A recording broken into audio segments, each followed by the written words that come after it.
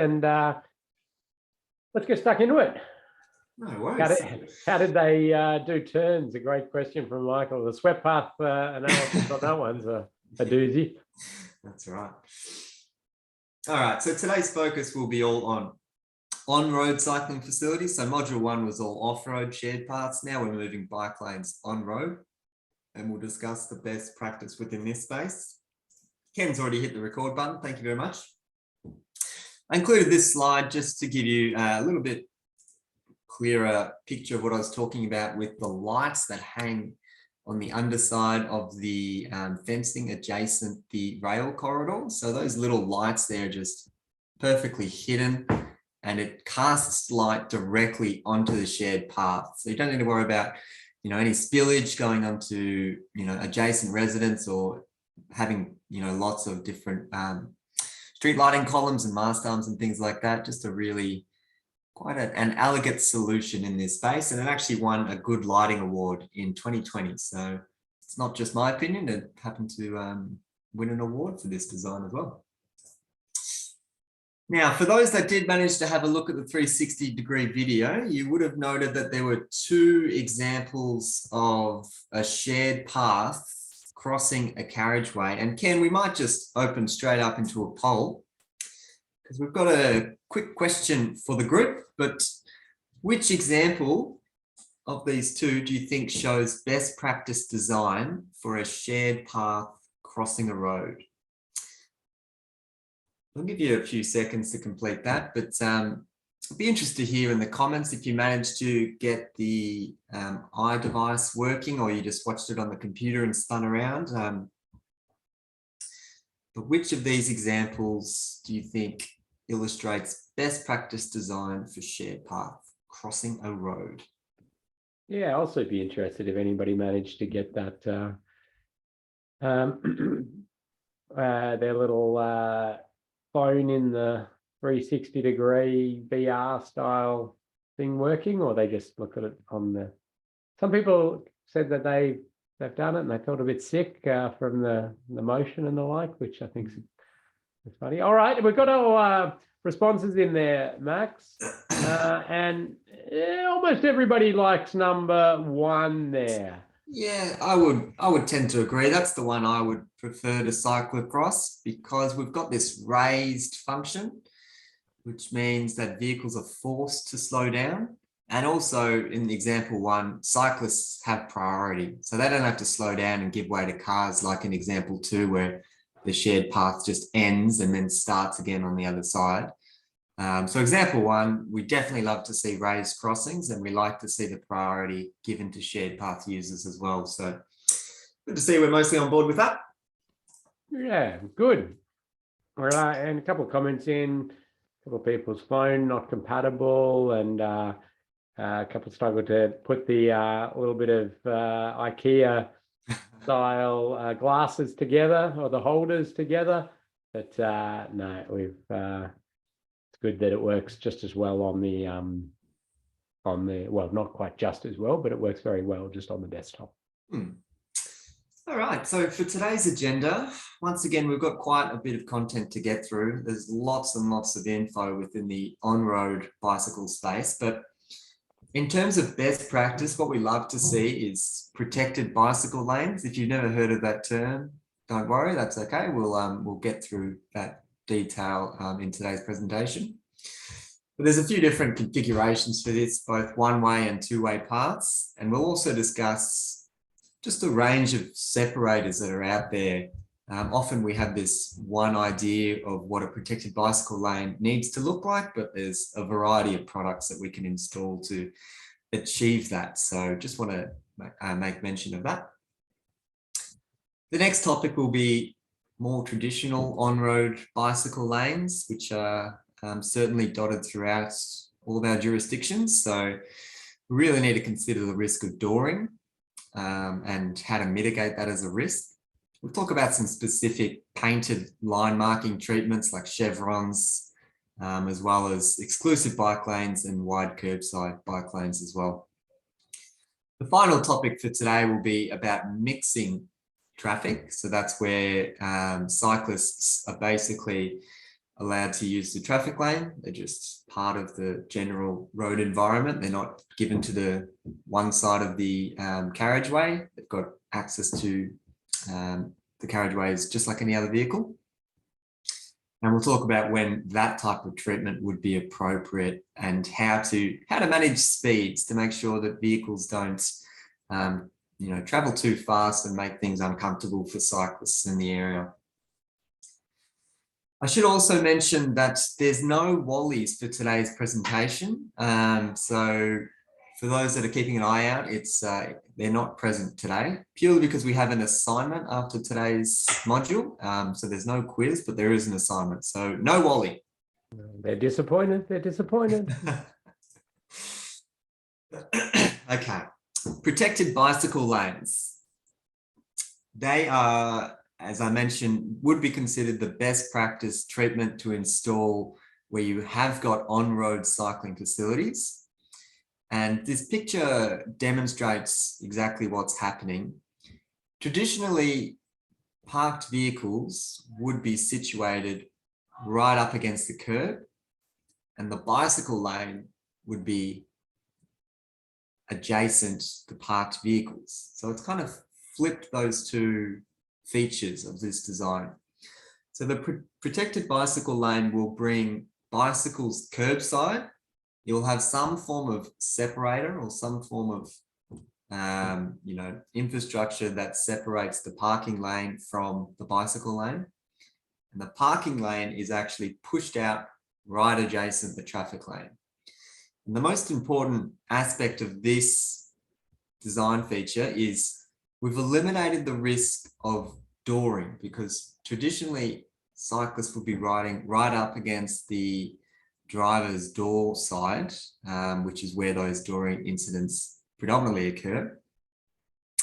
And because we've got this, wide separator, ideally it's wide enough to house a fully extended door. You've basically eliminated that risk of dooring, which is a significant risk for cyclists. So lots of positive things to say about protected bicycle lanes. In terms of community perception of safety, my PowerPoint's just frozen there, Ken. So hopefully this fixes itself. One moment. There we go.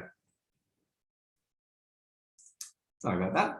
All right. In terms of community perception of these safety features, for a protected bicycle lane, 83% of cyclists feel comfortable cycling within that infrastructure treatment. We compare that to a more traditional painted bicycle lane, which is right up against the parked vehicle dooring zone.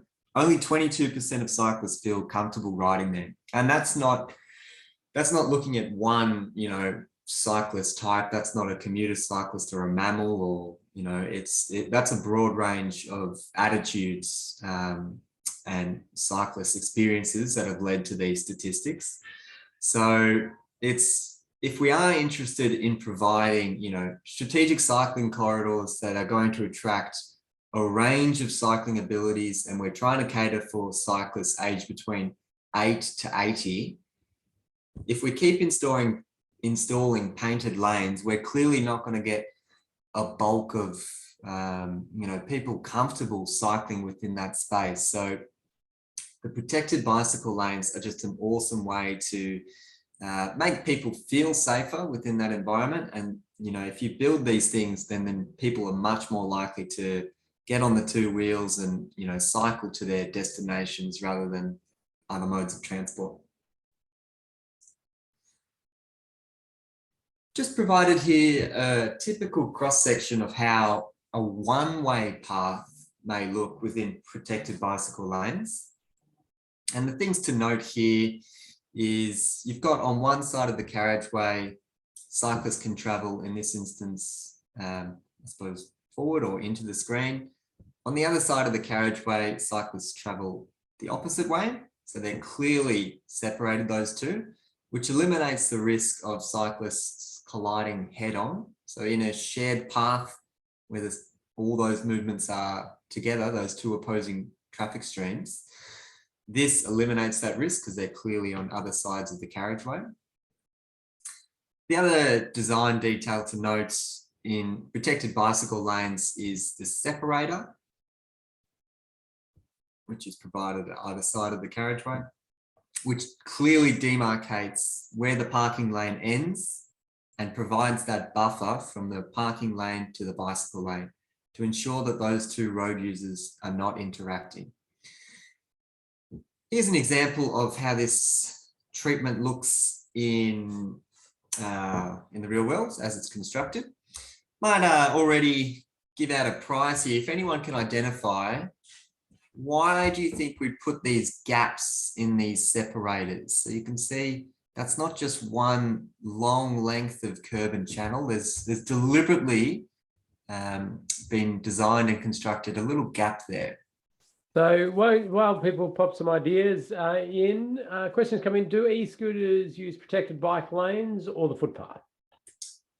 So this will depend on jurisdictions. Depending on the power of the scooter, you may not even be allowed to use them anywhere unless it's private property. But in saying that, it's pretty common to see e-scooters using these protected bicycle facilities rather than the footpath. Yeah. So in terms of legality, it's, yeah, it may not be legal within your jurisdiction, but yeah. Drainage, and maybe cyclist turning point, but drainage seems to be our answer there. Okay, let's give a prize out to the first drainage. I certainly agree with that. If we had this as a solid curb and channel there, you can imagine all the water would just pond within this parking lane because there's nowhere for it to escape.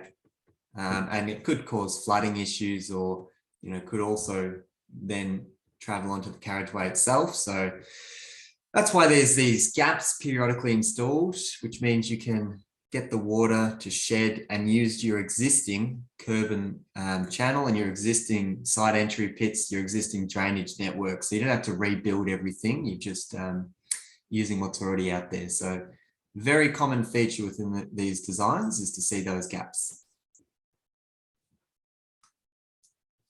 We'll have another a look of what a bidirectional facility looks like for a protected bicycle lane now. And this is where we have cyclist activity occurring just on one side of the carriageway. So we've got cyclists traveling in both directions on one side of the carriageway. There's a few things that need to be considered with this approach because there are some extra or additional risks associated with it. Not to say that this can't be installed, but there's a few considerations which I'll hop into in a few slides time. But where this is really useful is if all your attractions are situated on one side of the carriageway. So as an example, if you had say an esplanade type and, you know, the beach is on one side and maybe on this side there's just residential properties or nothing really that's going to generate a high deal of cyclist activity on that side. This is when a bidirectional facility would be seen as a very attractive option because that's really where cyclists want to be. That's where they want to travel. You know, if there were also cafes, if there were the train station, if everything was situated on one side of the carriageway, then it makes a lot of sense just to allow that vulnerable road user to access only on that side. Where there is lots and lots of crossing, you know, and you're expecting cyclists to want to be on both sides of the carriageway, well, that's when you'd be looking at the one-way paths instead that we showed before.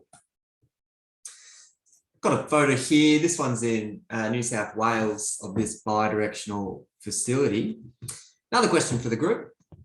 Previously, I showed you this separator was a lot wider. It was like that 1 meter width.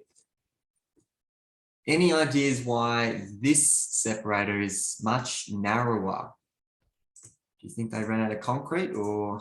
And while people have a ponder of that, any difference in safety between the bidirectional and the single directional bike lanes that you're aware of, Max?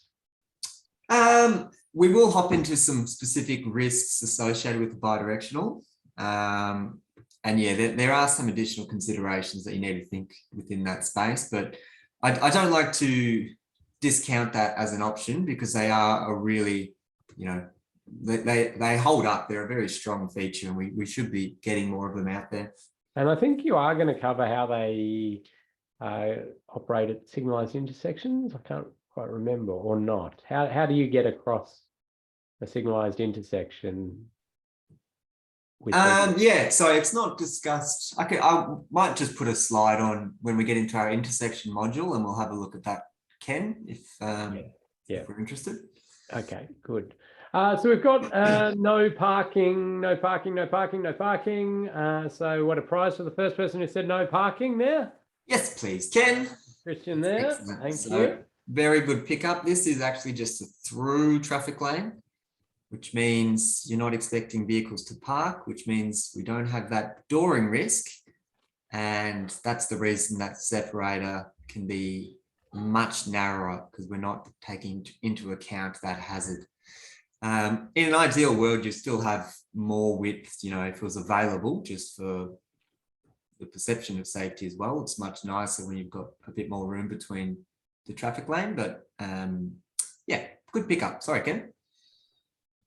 Yeah, just when we get into the safety issues, we'll look at ways that we could possibly mitigate or at least, lessen those risks. Awesome. And we can also see there's all those drainage gaps, even in this design as well. Very, very common feature. Yeah. And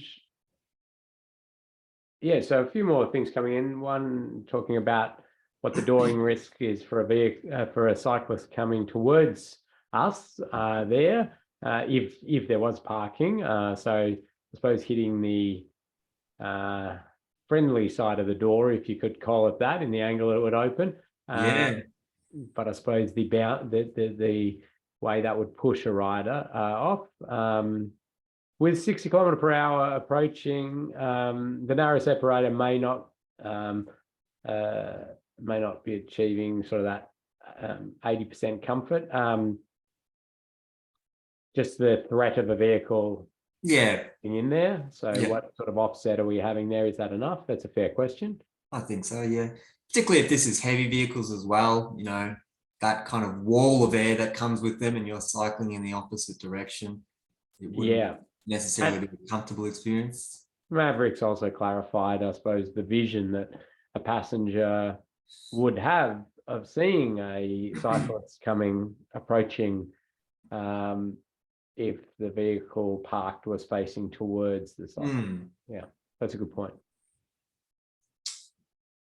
Why are there no vertical elements in the separator here? Why not some paddles or something? Yep. Good question. We will talk about those separators and different features of that, but it's a really good point. Those paddles are very good at delineating the space. Okay, let's keep moving on, and we'll cover off a bit of the stuff that's being discussed there with some pictures and some info. All right, so we've got this table here, which just provides a brief description of when you may be looking at either developing a single lane, the one-way protected bicycle lane, or the bidirectional, kind of the advantages and disadvantages of both.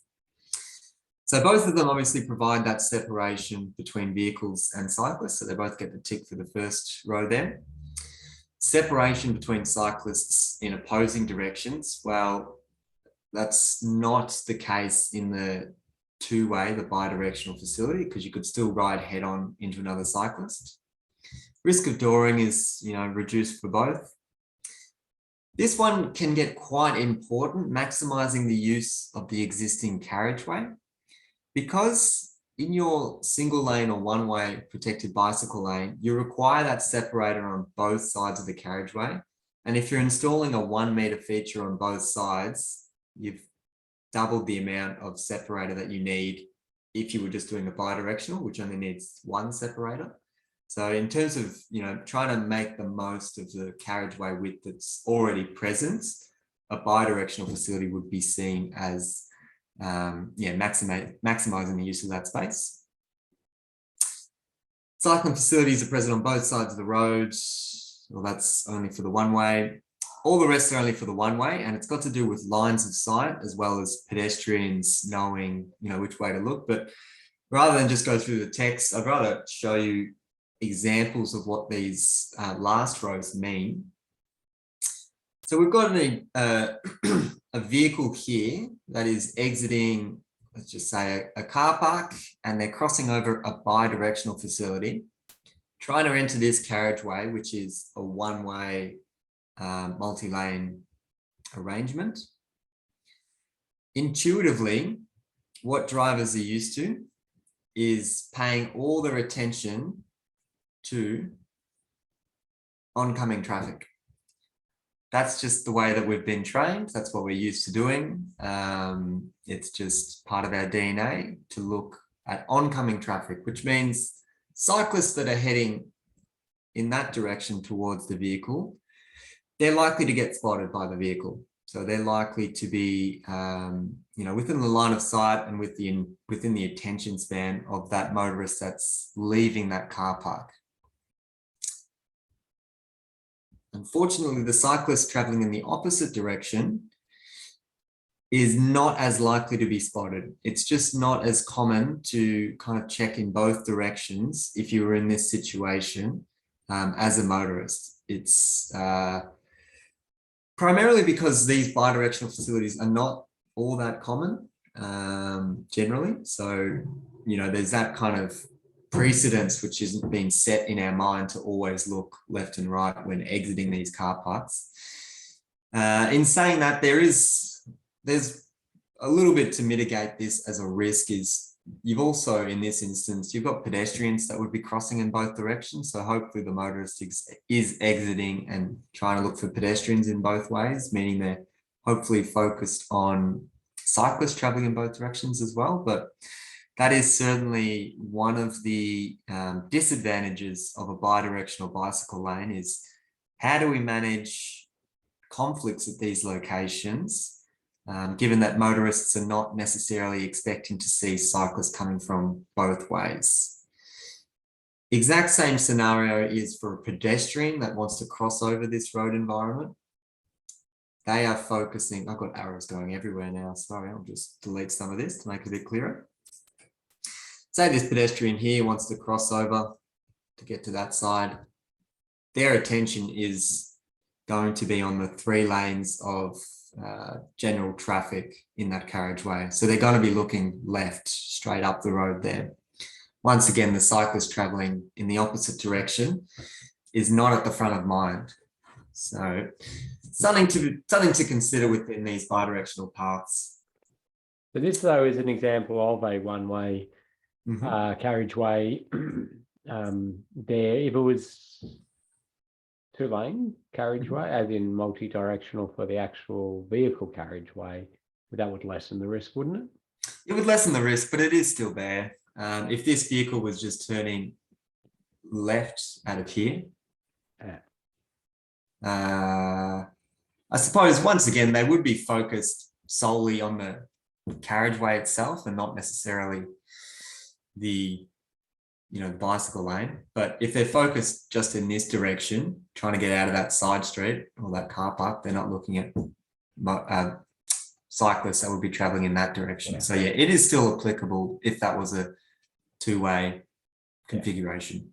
Yeah, it's the risks are lessened, but it's still so. Yeah. Yep, good point. Thank you. Another consideration within bidirectional spaces is right turning vehicles. So before we had a vehicle exiting an access point, but a vehicle that wanted to enter that access point from the carriageway. And the right turning vehicle is a particular risk. You could also, this is also appropriate for left turning vehicles, but right turn is a little bit of a higher risk because intuitively, if you could imagine you're in that vehicle trying to turn right to access that side street, your attention is straight in front of you. You're looking at that car in particular and that traffic lane. By default, you would probably, your eyes would also notice cyclists traveling in this direction because they're somewhat in that exact same sphere of your vision. However, the circled cyclists in yellow traveling behind you, very, very difficult to be able to see them. That's when you have to turn your neck, right behind you. And to be able to see that as you're trying to, cognitively judge a gap in traffic and focus on all those other factors at the same time, very difficult to be able to see them. So this is another kind of risk that is associated with bidirectional paths. What is a good idea that's been shown in this example is just providing this little gap if there were, if the space is available.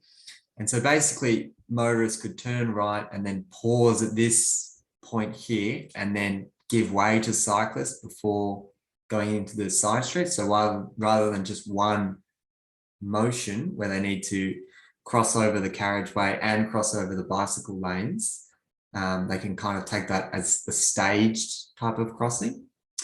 Appreciate not all carriageways would have this, amount of space available. Ken, was there a question? Yeah, we just have, there's a bit of discussion there around cognitive load, and the multiple directions and multiple lanes just adds to that cognitive load. The possibility of restricting to left in, left out access, I think is going to be a good one all around, isn't it? Absolutely, yes. If that's a possibility, that just helps reduce, the amount of thinking that these right turn vehicles need to do. Well, let's try and get them doing those movements where it is safe to do so, maybe at a signalized crossing or something like that. I think you're going to cover it. You cover off the sort of space provided, don't you, in the latest slide?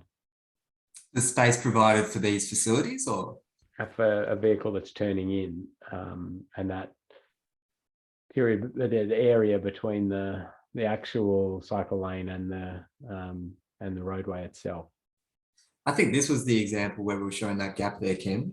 Is that what you were thinking of? Yeah. Sorry. Yes, there's no more further discussion on that coming up. I think so. No. Yeah. So just one of the things that I have liked to do there is utilize like bluestones or things in that particular spot there. So you're giving that spot for the vehicle to prop, but it also is at a point where they can't really take it fast. They've really got to slow down, and if they can see that on the approach to it, it can be quite effective in their decision to take a fast run at it, and they won't be less likely to do that. It really slows them at that point, and it's not in a spot that's going to affect the cyclist in terms of surface. So I'm going to think about. Good point. Thank you, Ken. We'll hop into separated treatments now, because often when we think about protected bicycle lanes, we hop straight into this design within our head, which is a beautiful treatment. They're referred to as Copenhagen lanes sometimes, but this idea that you need to have a fully formed, either a concrete or bluestone paving curb and channel, and then some type of infill, looks very impressive. But there are other separated treatments that are out there that also can provide this, physical buffer in between the parking lane and the bicycle lane. Sorry, Ken, was another question? No, keep going. Oh, cool, fabulous. So before we get stuck into all the other separated type treatments, we'll just have a quick look at something that is quite important within this space, but the curb profile of your separators, if you were using, traditional curbs, is quite important. So in the left-hand image here, what we can see is a curb profile. And for those that haven't heard that term, there's basically it's the way that, that curb and channel is designed. There's a type of curb which looks like this, which is shown in the left-hand image, and that's called a barrier curb.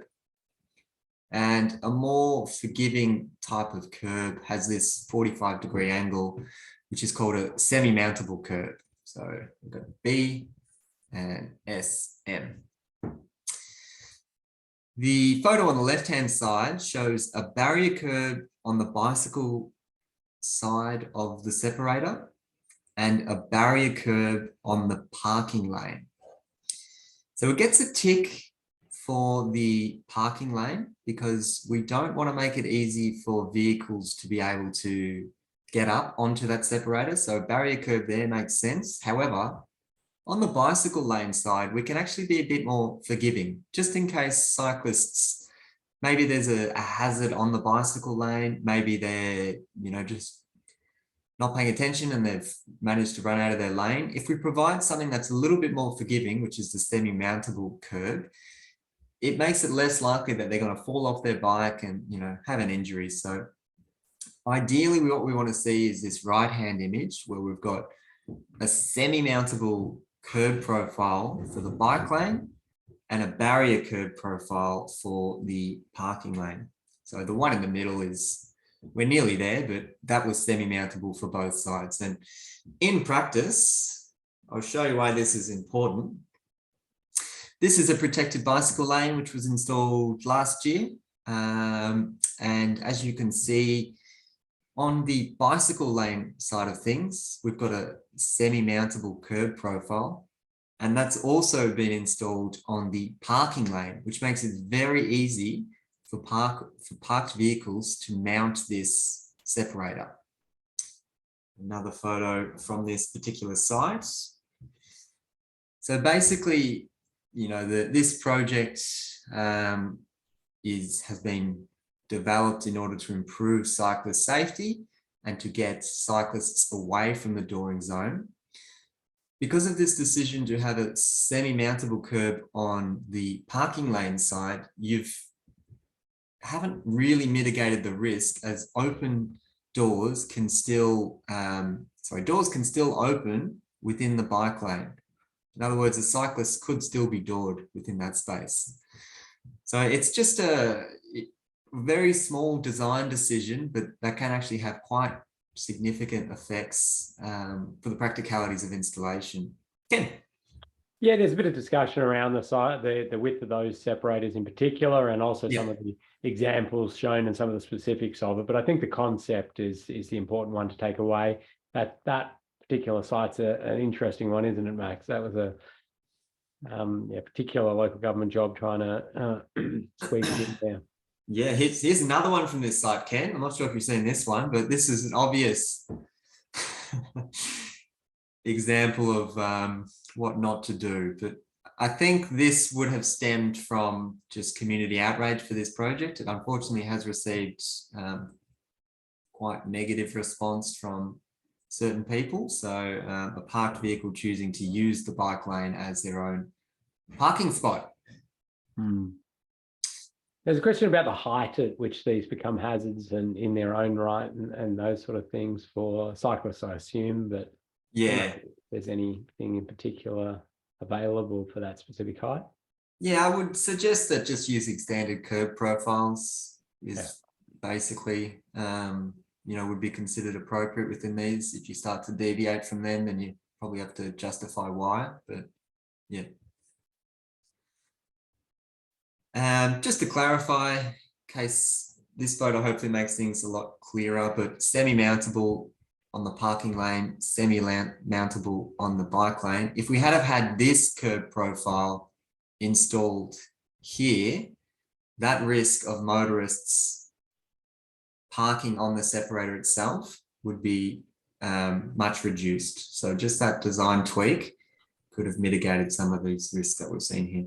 Okay, there's a bit of clarification on that height one. It's actually the height of where the semi-mountable meets the pavement. There's a sort of, it looks a little bit like in that photo. There's a bit of a lip. Yeah, no, that's pretty valid. So I'll try and draw this out. So we've got a carriageway or the pavement level there, and then there might be a little lip or a vertical section, and then it becomes semi-mountable like that. That's it. Yeah. How high is that appropriate before things become an issue? Pretty valid question. I couldn't really give you a figure at the top of my head. I don't know why it's not flush. Yeah, I think some of these prefab, manufacturers just have their preferences to do, that's the way that they've manufactured these products. So that's the way they do it. But yeah, I couldn't really confirm what level would be considered a risk.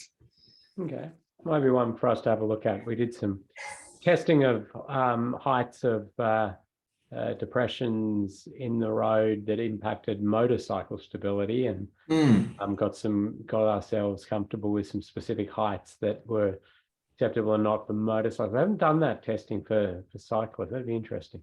Okay, let's keep ticking along. Within our protected bicycle lanes, because we are, working adjacent to the parking lane, it's really important to consider if there's any disabled parking bays that need to be maintained. Because if you could imagine, if we kept the separators consistent through this area, people in wheelchairs or mobility devices would have a lot of issues trying to access the adjacent footpath. So the reason we've included this slide is just to, hopefully ring bells if you are working within this space and there are existing disability car park bays. Well, what we need to do is make sure the separation treatment doesn't extend through that section. Also make sure that there's an adequate pram ramps for people with disabilities to access the adjacent footpath. And what I really like in this example is they've also used some type of pavement colouring. Doesn't necessarily have to be yellow. Yellow might be confusing, but they've just tried to demarcate that, okay, there's something different about this particular environment, and hopefully, lets cyclists know that something's changing here. I should be slowing down or just be more aware of this environment. So I think that's a good idea to have that coloured pavement treatment there. Here's another interesting solution, but if you've got an actual pedestrian crossing that crosses over the bicycle path, I might just get a zoomed in photo so you can have a little bit clearer look, but actually providing just a tiny little zebra crossing across the bicycle path, I think it's a great idea. I think we know what a zebra crossing is. We know what those pavement markers mean. I need to look out for pedestrians. I need to give way.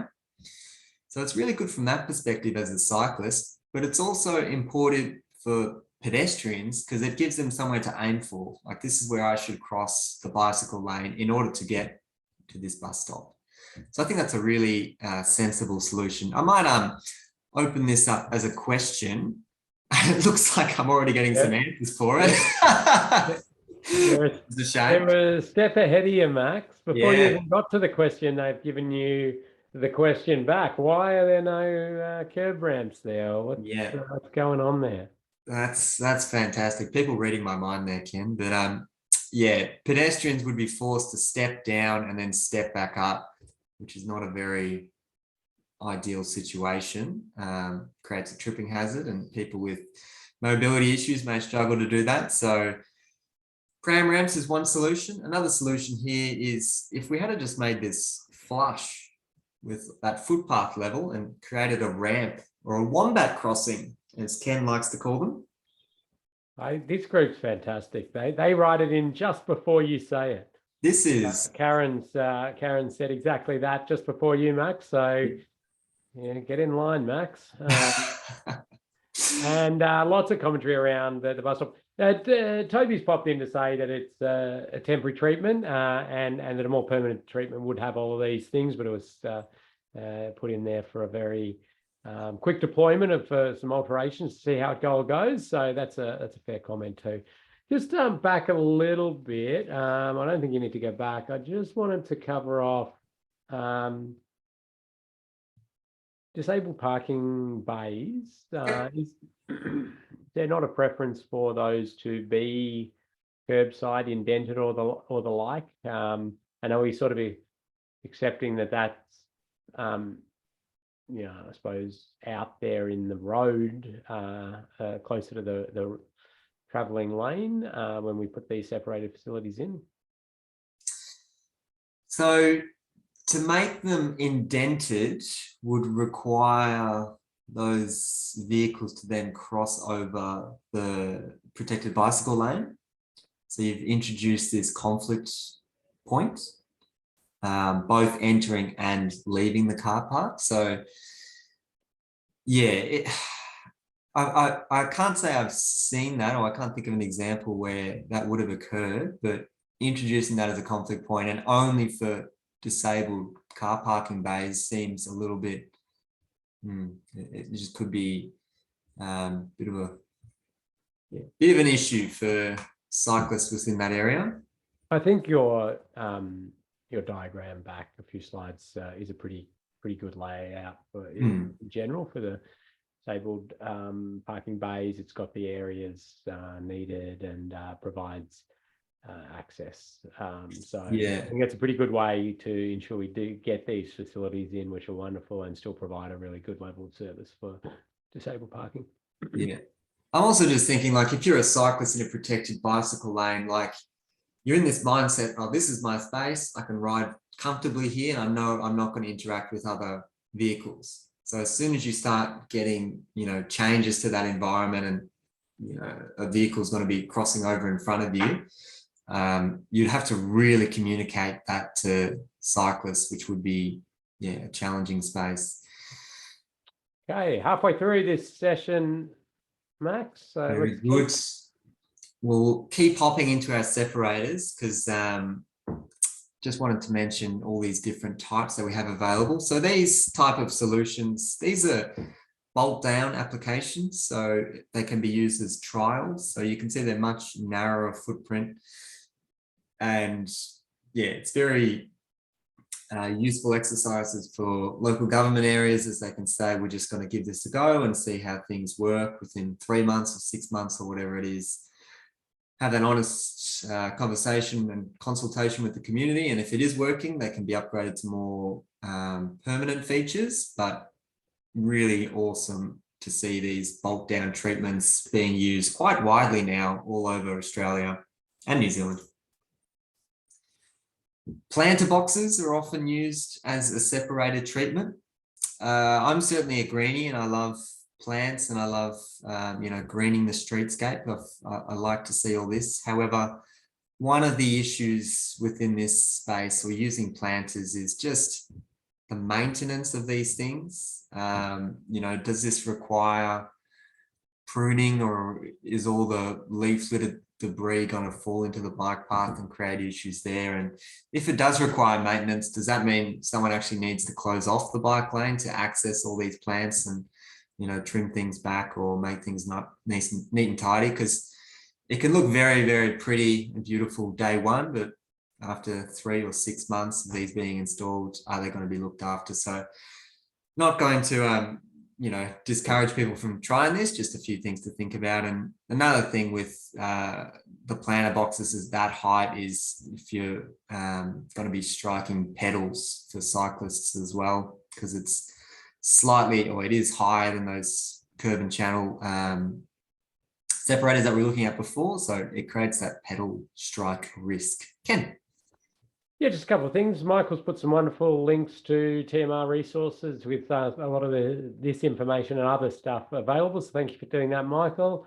Ilse, who is our gender impact assessment guru at Safe System Solutions, has pointed out that there's research to support the importance of separated protected lanes in reducing gender gaps in cycling. So I think that's a really great comment. A couple of questions around this one: the pedal height conflict, and also the question around the contrast of this to the surrounding environment. So I think those are both good ones to point out. Yeah, I agree with both of them. It is pedal height risk, particularly if these planter boxes would need turning points, very likely then to be struck. And yeah, the contrasting of the pavement or the adjacent concrete situation versus the concrete planters in low light conditions, those things just wouldn't be able to stand out. So actually it ties in perfectly with the next slide. Much brighter planter boxes. Any ideas where this one is?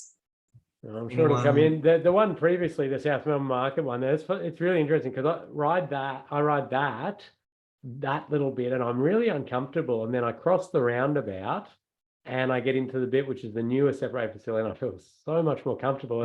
The same width, it's not to, it's just that height and that pedal catch and, and other bits and pieces. I do like, I'm with you, I like the greenery. But yeah. Now we've only really got one guess at that. I'm surprised that we haven't got more. So yeah, okay, yeah. Now we've got there, I think. Lander narrowed it to New Zealand, and then Mavericks popped it in as Auckland with a question mark, Auckland. And Toby's gone harder with Auckland. There we go. Well, we'll give Lander the Lander and Maverick. Everybody there's won a prize. Although there is one of those towers in Toronto and well, Seattle's classic one, isn't there? But no, Auckland was correct. Well done. Federal Street in Auckland actually is what I've got written down, but maybe I need to check my notes. Yeah. But we can see lots of color being used here, and also at the intersection, these little colored pavement circles, creating this tactical urbanism, as it's referred to. But here, just going back to that maintenance issue of planter boxes being struck and just having random soil just littered on the pavement, which is perhaps creating more issues. So lots of things to consider if you're thinking about planter boxes, but certainly an option. Did an interesting, sorry to sidetrack it, did an interesting investigation into those dots in Yarraville in Victoria, where there was a lot of complaints that kids were attracted to them and jumping on them and playing hopscotch and putting themselves in danger, and went down and did some investigating and really dismissed that as a concern. And they did seem to be doing some sort of job of placemaking and livening up in the area. So happy to share that with anybody who's thinking of implementing them. Lots to think about.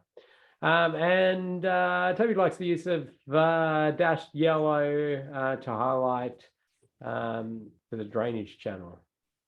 Oh yeah, great pickup. Well done, Toby. Yeah, that's a nice little feature, isn't it?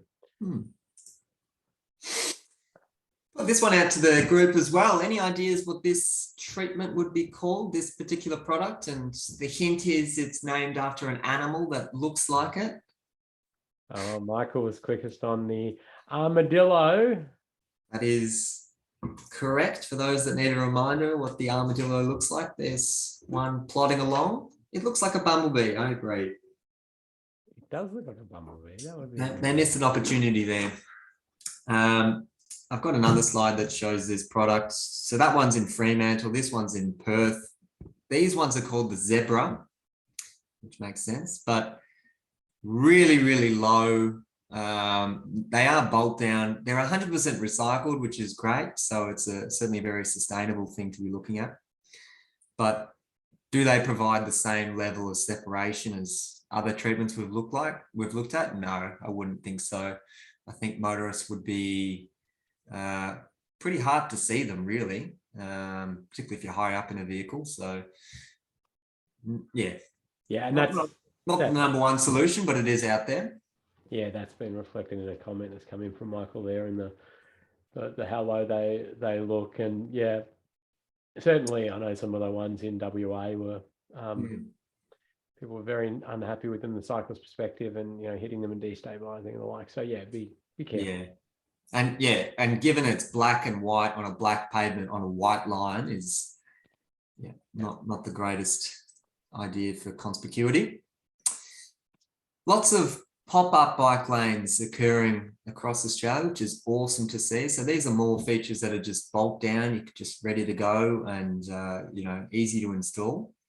So these features with the paddles, really awesome way to separate that or to create that buffer in between the traffic lane and the bicycle lane. I like this in particular because rather than have one long length go all the way around, you've kind of got these gaps in case cyclists need to leave that area. they need to get over the other side of the road or whatever it is. But really good solution. Another example of this type of treatment installed on a very busy road in Melbourne as well. This used to be a traffic lane, but during the various COVID lockdowns, decided to make that a bicycle lane, and it's just working beautifully. It is such an improvement to what was there before, which was cyclists, forced to use this really narrow bridge or just get squashed in the narrow traffic lane. So instead, it's a very wide bicycle lane, and it's doing a great job. So really big fan of this.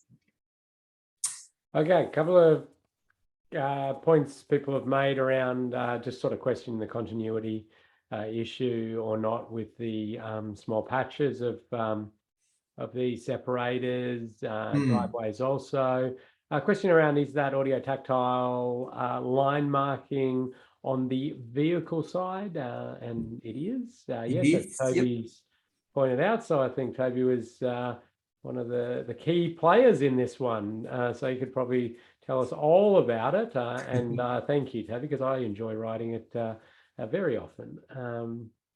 But yeah, so some audio tactile. There was a research done quite a number of years back for urban audio tactile to separate cycle lanes by Cameron Munro in Melbourne there, with some positive benefits of that. And Victoria is probably one of the jurisdictions that is more okay with a bit of noise and accepting of the fact that the fear of noise complaints is far greater than the actual noise complaints you get when you put it in.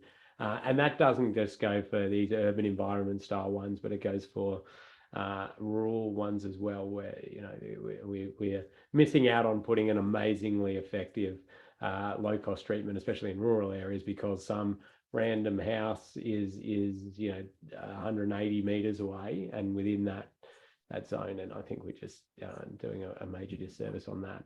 If it goes in and there's serious, and there's complaints, you can get rid of it for bits. But yeah, anyway, carry on, Max. Carry on. I might need to get a jog on here, Ken. I've still got a bit of content to get through. I'll stop interrupting you with random stories, and I'll. No, I love it. But just conscious of time. Last one I wanted to mention here is these flexible bollards, which are just installed as a system itself. So there's no under, plastic treatment there. Once again, it's got the vertical, kind of sight, which is good because it's raised up higher, which makes it easier for vehicles to see. But as a standalone, it may seem a little bit random. They are flexible, so if they're struck by other vehicles or cyclists, they're gonna pop back up into place ideally. So much better than rigid solutions, but just another product to consider in this space. All right, we've got another group activity of what's wrong with this photo. Here we've got a confused looking Ken. Get rid of Ken there for a second. And anyone want to chuck in the chat anything they can see perhaps risky within this environment? Some good comments coming in. People walking in the lane up there, in the dooring zone, peds in the lane, dooring zone. There was a question that came in about how flexible those paddles are on the Albert Street one, the one back. They are certainly flexible enough that they, they really don't break your momentum or catch you enough to destabilize you. So they're pretty good. I'll give the prize out to the first dooring zone because that was certainly the risk that I would take, but excellent pickup to those that noticed pedestrian / skateboarder in the bicycle lane. That is some incredible vision. But dooring, yes, significant issue. A door can swing out approximately 1.2 meters. So it's therefore really important that we provide a substantial buffer if we have bike lanes adjacent or within that dooring zone. Actually got this video here, which hopefully is going to work.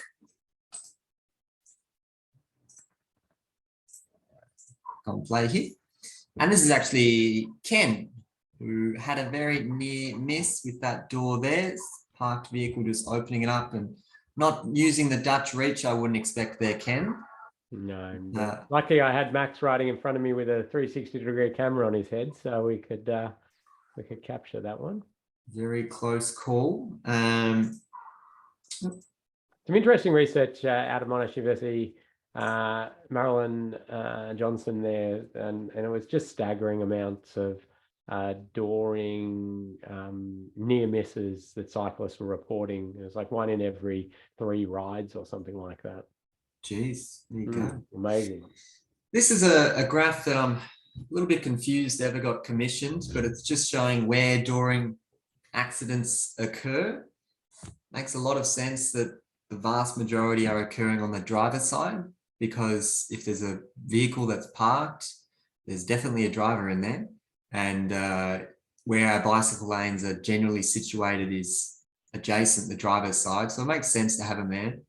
This figure may not be as readily understandable.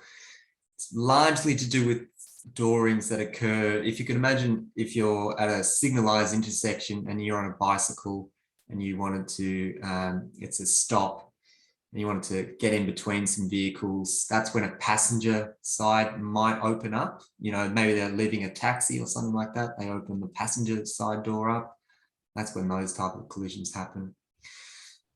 I would definitely see the driver's side as being more of a risk, though. Was there a source of that? Yeah, it's provided in that link there below, the guidance on treating bicycle car door collisions. It's a Vic Roads document. Oh yeah, we wrote that one, or we had involvement in that. Good stuff. Yeah. I won't go into detail what this is talking about. It's just saying different road use classifications, or what that road is basically intended to do, and what would be appropriate to implement to reduce the risk of car dooring. So main takeaway is one-way protected bicycle lanes or two-way protected bicycle lanes or off-road paths are always seen appropriate regardless of the environment. So yes, if you can fit those things in, that's a very big win for cyclists. In order to reduce this risk of dooring, this was a trial that was done in Melbourne on Glenferrie Road, which is just to apply this really, really narrow strip of green paint with the intention that cyclists will take this type of position as opposed to be in the middle of the bicycle lane or closer to the parked vehicle lane. This was done 2015 from memory, so quite a while ago, and it's still been installed. So it's obviously been seen as a successful treatment. In terms of what the actual evaluation of this project saw, it did see that motorists were more likely to travel closer to the center line. So they actually gave cyclists more space. And in terms of perception of safety, 75% of cyclists felt more comfortable riding within this facility than without having that little strip of green paint. So the perception of safety certainly, it seems to be working within this instance, but it certainly has not eliminated the risk of dooring within this environment. So just wanted to show this as like some type of trial that's been included, but not saying this is what should be installed everywhere. Ken? And what is the greater risk, the vehicles in the running lane or the chance of dooring? In this environment, because we've got high turnover of vehicles in the parking lane, which means constantly opening doors, I would be more concerned about that as a risk. Also, given that vehicles traveling in the through lane, a cyclist would be in their field of vision. It's within the windscreen, it's in front of them, as opposed to if I'm a cyclist traveling here and this vehicle door opens, I'm behind them, much more difficult to see. Yeah. It's a 40K zone through there, isn't it? Yeah. At least either full-time or I think it's or close to full-time. Did the evaluation talk about the chevron, the separators pointed there between those little extra bits between the concrete of the tram? Good point. I'll dig up the evaluation and I'll check if there was mention of that. And does the tram track influence risk? It's a good point. Crossing tram tracks. Max has just been doing lots of work for Newcastle on how to navigate their tram tracks for bikes and design and the like. But in this particular case, I don't think that is, but crossing and angles of crossing is certainly an issue. I'll share that report. So for those interested, they can have a flick through the evaluation study of it. But I will keep moving along. Still a bit of content to get through. Here's another example. This one's in New Zealand, in Hastings, where they've just used these dotted green line markings within the bicycle lane. And the intention isn't for cyclists to ride on the dotted green line marking, as is shown in that photo. It's more of a constant reminder to vehicles that that is the bike lane. So rather than, I suppose, the expensive treatment of installing green pavement all the way along, they've just done dotted line marking. Just another trial that's been installed out there. This one hasn't been evaluated yet, but I'd be interested to see the level of safety that offers. If we are looking at providing on-road bicycle lanes next to the parking lane, if we can get a chevron treatment, that's a big win for cyclists. So best example is double chevron, which is just the technical term for that type of line marking. And there's some widths in case you are working within the design space of what you can achieve. Hope, just the wider you can get, the better. You could also opt for just a single chevron, which is just having, one side of the bicycle lane having that chevron marking. Adjacent the parking lane would be appropriate where you've got high turnover of parking in that environment. So the door is opening quite often. So if there's parking restrictions, that's when you'd opt for it on that side. Well, that's just an example there in New Zealand. You could also have the chevron occurring on the traffic lane side of things, and that you'd install this one where there is no parking restrictions. So there's could be all day parking or resident parking. So there's not that high turnover of parking, so less likely to have doors opening and closing. That's the general guidance, but anecdotally, I'm certainly more concerned, regardless of the parking restrictions, of a door opening in front of me than I am of a vehicle traveling behind me in a traffic lane. And what are your thoughts on just better utilization, or different utilization of this space, narrowing the parking, adding buffer there, narrowing the cycle lane, adding buffer, or having full width parking and full width cycle lane without buffers, and how do you balance all that out? I think it's difficult to offer a blanket response because it would depend on the the road environment, traffic volume, speed, and things like that. But a good way to analyze that would be to conduct a safe system assessment, which is a real objective look at those different design configurations and exactly how that would impact the level of safety for all the road users in that environment. So I'm not, unless you could provide a. No, I mean there's a general principle that the bigger the lane you provide, the further away from the curb they park. So you really narrow it down and get them really in there. That I think that's acceptable. But it's a case by case, isn't it? Depending on a varied number of factors. Thanks, Max. Keep going. Another bicycle lane type that's still in our guidance, but it's certainly not a best practice example of exclusive bike lanes. And these are generally in higher speed environments. I think if you've got the space and you can if you've already allocated, there's going to be a bike lane here, we should be in a position to then provide some level of protection, just as an example, but something to demarcate a physical obstruction to protect cyclists from the traffic lane. The wide curbside bike lane is also still within our in our guidance, but I would not consider this appropriate ever, really. If you're in, these are applied on 60, 70, 80 kilometre per hour roads. They offer really negligible safety benefits for cyclists. So not a big fan of those ones. In lower speed environments, it is appropriate to mix traffic. This graph here just summarizes things. If it's less than 40 kilometers per hour, lane sharing may be appropriate. Between 40 and 60, which start to get separation. Anything greater than 60, let's get bikes off-road altogether. The way that we mix our traffic is through the use of these symbols painted on the ground. They are called sharrows. They refer to shared arrows, and very, very common in low speed environments. So this is actually a 30 kilometer per hour in this example. Another photo here taken in a regional town, once again, 30 kilometer per hour speed limit with sharrows. And what that actually means is cyclists can ride right in the middle of that traffic lane. They don't need to worry about going to the curbside or, being stuck on one side of the road. They're allowed full access to that traffic lane, so they can ride right in the middle. Here's a good one, Ken. I don't think you've seen this one. Anyone want to offer any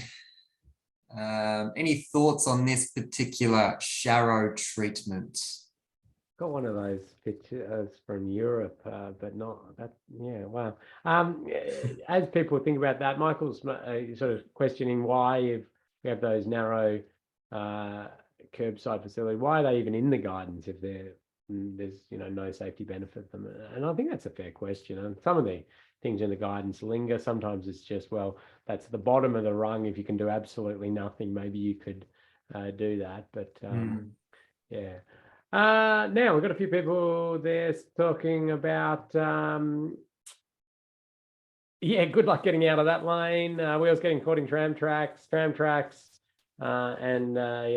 certainly some challenges there. Yes, so these are tram tracks, so I should have clarified that. And they are certainly a snagging risk or a wheel catch risk for cyclists. So if you've ever got cyclists crossing them, you want to get cyclists crossing at a 90-degree angle just to avoid any risk of getting caught in there. So this idea that cyclists would need to come across here and then get back is not well thought out. And I should clarify that this treatment did not last long. It was there for a couple of weeks, Ken, and then it disappeared. This is in Domain Road in Melbourne. I was going to say, it's right there, isn't it? That's the Botanical Gardens there on the right. Yeah. I was blown away when I saw this. So this one gets a big X. Just to This one's actually in Canada. This is sharrows being used in a parking lane. Once again, not a good suggestion. It is a 50 kilometer per hour speed limit, but still, it's just too busy an environment to be suggesting a shared type of space. Do you have a speed that you are accepting for the shared areas? Yeah, so that leads perfectly into what would be considered the safe system threshold for vehicle collisions with cyclists. So if we just did a quick plot here of how things look, so this is on the y-axis, our probability of a fatal accident occurring, and then on the x-axis is the speed that it is occurring. The graph roughly looks like this, and things exponentially increase roughly at this point here, which is 30 kilometers per hour. And so what this graph is saying, and it's reproduced widely in lots of different safe system documents, but it's saying once vehicle speeds are above 30 kilometers per hour, if you collide with a cyclist, the likelihood that that results in a fatal accident shoots through the roof. So as a target, if we're bringing cyclists within a shared area with traffic, we want to get to 30 kilometers per hour or below.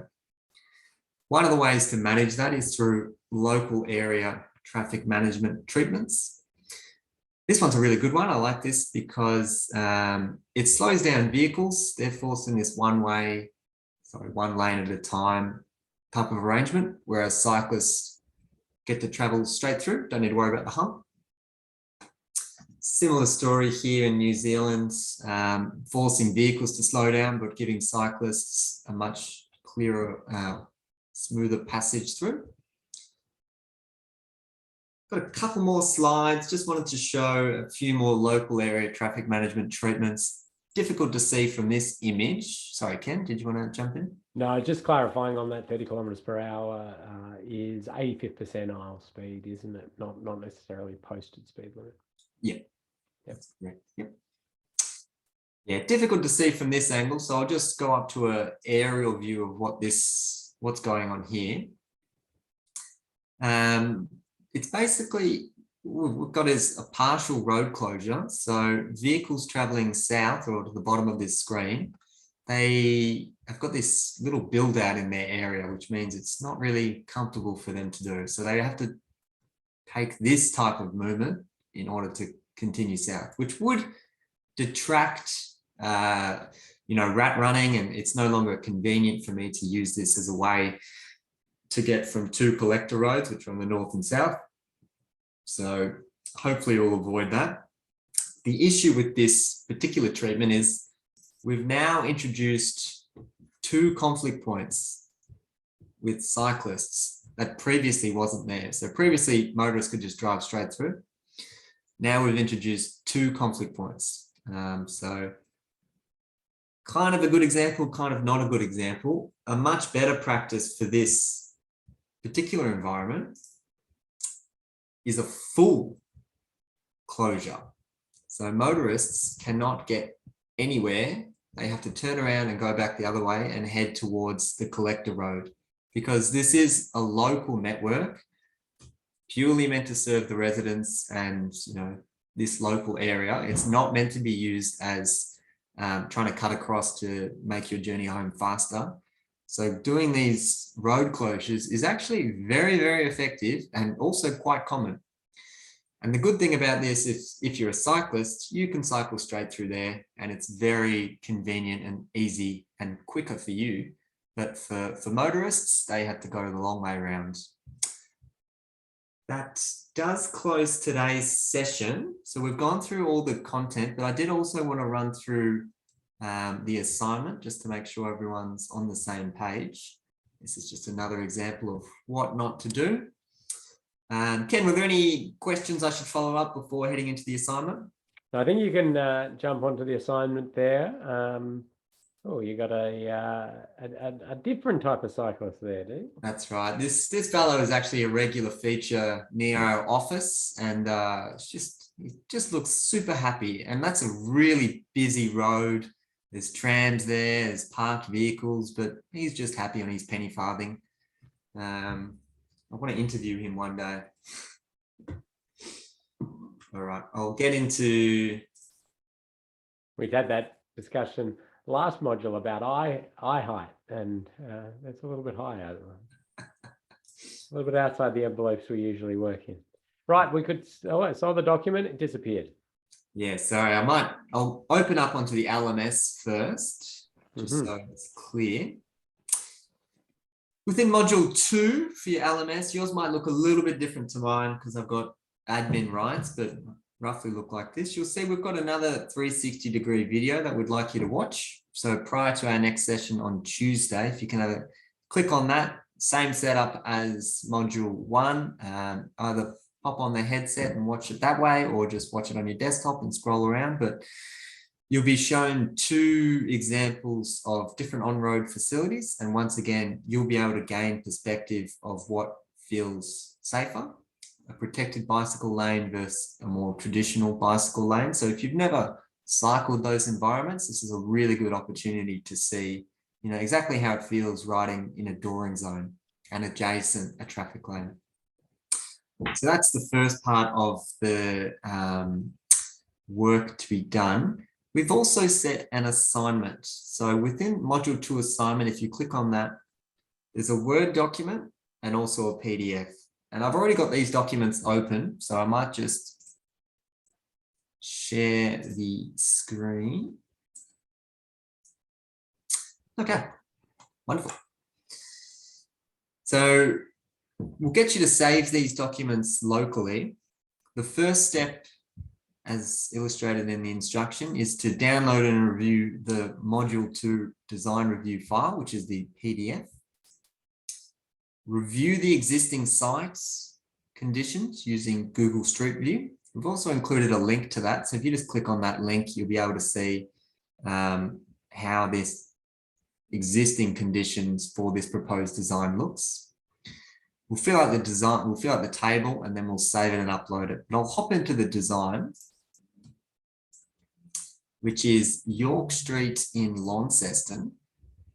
We do have this little caveat at the top here saying that it's only being used for training purposes. So please don't send this to a local member or start trying to lobby Launceston City Council and blame us for this, because it is purely just to get you a bit of exposure into how these designs look and how to think about cycling risks. So yes, if you've never looked at designs before and all of this looks a little bit too, or you're not 100% sure what you're looking at, please just get in touch, because we don't need you, scratching around or panicking or anything like that. We can certainly organise a meeting to go through it with you. But I'll just move on to sheet 2. You'll see there's quite a few different design features that are being proposed as part of this project. The Google Street View, the start of that exercise will help you identify, well, what's currently out there, how many lanes of traffic, see if you can get the speed for this road environment. Really good exercise just to see, exactly how existing road conditions look out here. And then we can reference, well, what is this design actually doing? So it looks like we're going to have this green cycle lane. So that's certainly being added. And it looks like there's going to be some raised intersections also. So we'll get you to flick through these sheets. There's only 4 sheets. And then we can hop back into our Word document and we can answer these questions. So the first question is, how does the existing environment cater for cyclists? Now, we're not expecting, long responses for any of these answers. We really just want to make sure that you've understood the content so far. We're happy with dot points. So if you can quickly and briefly explain how would cyclists currently use York Street in Launceston? The second question is, how does the design cater for cyclists?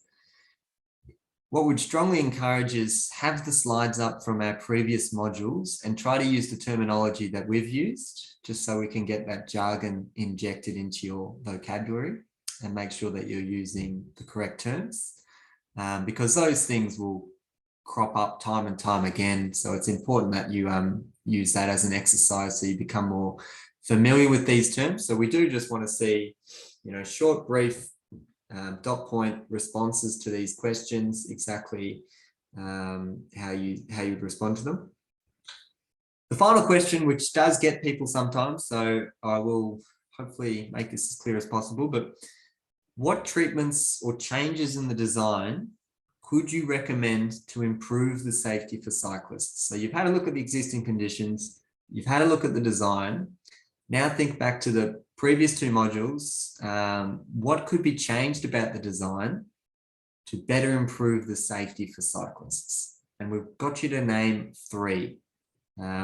Often we have dozens of responses in this text area. However, we really just want to see 3 because it's not about listing everything that could be improved and going into every single detail. It's just about, what are 3 configurations that could be changed with the carriageway, or maybe a specific design detail that you think would improve safety for cyclists. We really want to keep that, relatively high level.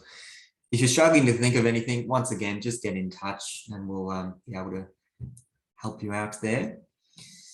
To finalize the project or the assignment, we'll get you to insert your name and then save this locally. And if you hop back into your LMS, there will be an option within this page itself to say upload submission. And if you click on that, you'll be able to upload your Word document. You can save it as a PDF if you want. Word is fine. And then we'll get a notification saying that you've uploaded this and it's ready for grading. And they'll give us a chance to have a look at your assignment and see how you've gone. So I'm not I think sure I've covered everything there, Ken. Anything I've I'm missed? not sure that due date on there is correct.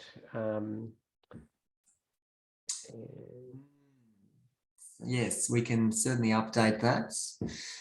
We usually give a week, so probably a week today we'll make this due.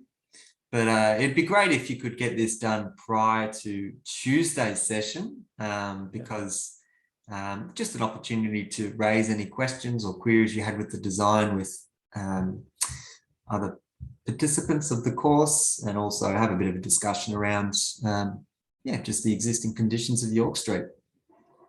Thanks, Max. So no quiz for today, just the assignment. Just the assignment, and we've left a few minutes at the end of this session so you can get stuck into it. So feel free to download those documents now and have a brief look over and get ready for hopefully everything completed by Tuesday, and we'll update that due date so you don't have to worry about going back in time to submit that. Thank you. And thanks to everybody for the wonderful comments coming in and the links to other resources and the great questions. Covered a lot again in hour and a half, and giving you an opportunity to just get started on that. Thanks, Max. No worries. Thanks, everyone. And we'll see you next Tuesday. Take care. Bye.